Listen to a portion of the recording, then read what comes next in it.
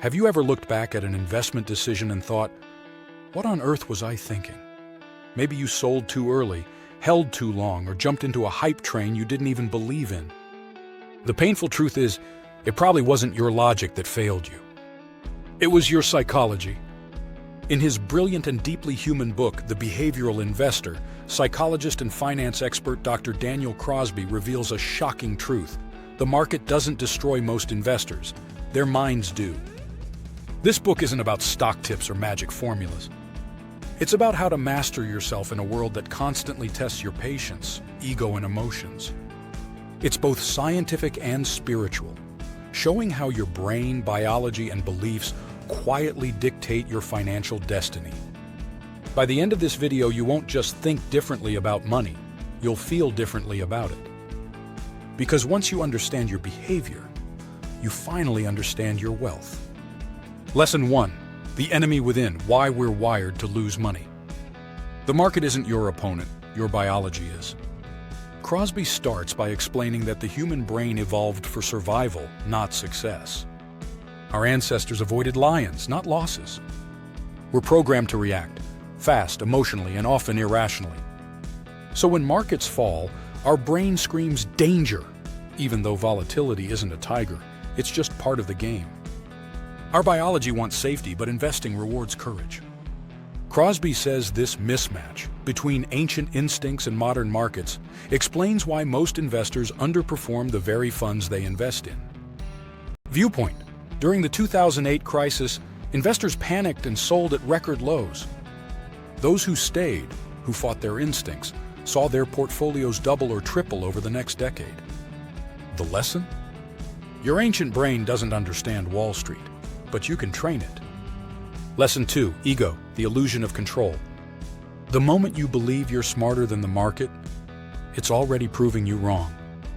Crosby warns that ego is the most dangerous bias of all. We believe we can predict outcomes, spot patterns, and time the market, but most of it is pure luck disguised as skill. The higher your IQ, the more likely you are to fall into this trap, because intelligence amplifies confidence faster than competence.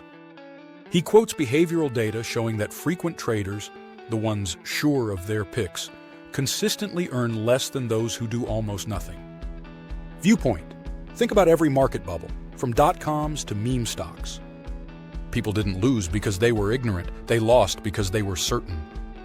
Crosby's advice: humility isn't weakness in investing, it's armor. Lesson 3. Emotion, the hidden puppet master. The market doesn't crash because of numbers, it crashes because of feelings. Fear and greed, two emotions older than civilization itself, still dominate modern finance. Crosby explains that fear of loss is twice as powerful as the pleasure of gain. This is why you can win 10 trades and still obsess over the one that went wrong. He says true investors learn to feel their emotions but not follow them. You can't suppress emotion, but you can separate action from impulse. Viewpoint. In 2020, when markets plunged 30%, some people froze, others doubled down. The difference wasn't intelligence, it was emotional conditioning. Master emotion, and you master opportunity. Lesson 4. Attention, the curse of the hyper-informed. You're not losing because you lack information. You're losing because you have too much. In a world of constant notifications and financial news, Crosby says investors suffer from informational obesity. We consume market noise like junk food, filling ourselves with headlines that trigger fear, urgency, or envy. He writes, what we pay attention to defines our reality. If you focus on daily price swings, you'll live in daily anxiety. But if you focus on the long term, your perspective and your peace expands. Viewpoint. Think of the investor who checks their portfolio 10 times a day. They feel every dip like a wound. Meanwhile, the one who checks quarterly often ends up richer and happier. Attention is your most valuable asset. Protect it like your capital. Lesson 5. The behavioral portfolio, designed for who you are. The perfect portfolio isn't built on numbers, it's built on self-awareness. Crosby introduces the concept of the behavioral portfolio, an investing strategy designed around your psychology, not market theories. He argues that traditional finance focuses on optimization, Behavioral finance focuses on implementation. It's not about how much risk you should take, but how much risk you can emotionally survive. If your portfolio keeps you up at night, it's already too risky, even if it's mathematically right. Viewpoint. A friend once asked a financial advisor for the highest return plan. The advisor asked, "Will you stick with it through a crash?" He said, "No, Dot." The advisor replied, "Then that's not your plan. The best portfolio isn't the most profitable. It's the one you won't abandon." Lesson 6. Process over prediction. How the pros stay sane. You can't predict the future, but you can control your behavior. Crosby emphasizes that successful investing is process-driven. The best investors build systems that protect them from their own worst impulses. Auto-investing, diversification, and preset rules for buying or selling. He says, discipline beats brilliance every single time.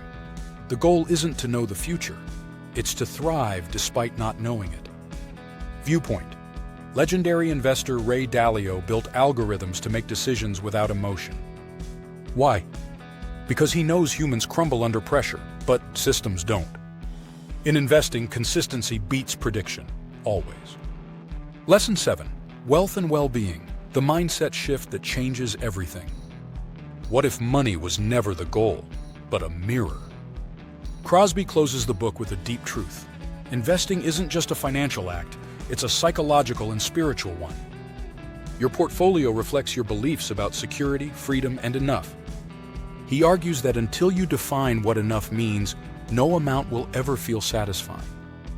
True wealth, he says, is the freedom to act rationally, not react emotionally. When you can delay gratification, stay calm through chaos, and stick to your process, you don't just grow your wealth, you grow your wisdom. Viewpoint. The investor who understands enough doesn't need every rally, doesn't fear every dip. They sleep better, stress less, and live more. Because in the end, money is just a magnifier. It amplifies who you already are. Lesson 8. The behavioral edge, turning self-mastery into profit. The greatest market advantage isn't information, it's emotional discipline. Crosby reveals that most investors lose not because they're uninformed, but because they can't execute what they already know. The edge isn't having the right data, it's having the right temperament. Behavioral mastery, the ability to stay calm, consistent, and humble, compounds over time just like money does. Every time you resist panic, ignore noise, and stick to your plan, you're widening the gap between yourself and the average investor. Viewpoint. In every market crash, the patient investor quietly builds wealth while the reactive ones sell in fear. That's the behavioral edge, not timing, but temperament. And it's available to anyone willing to do the hard, invisible work of self-control. So here's the truth. The market will always be unpredictable, but you don't have to be.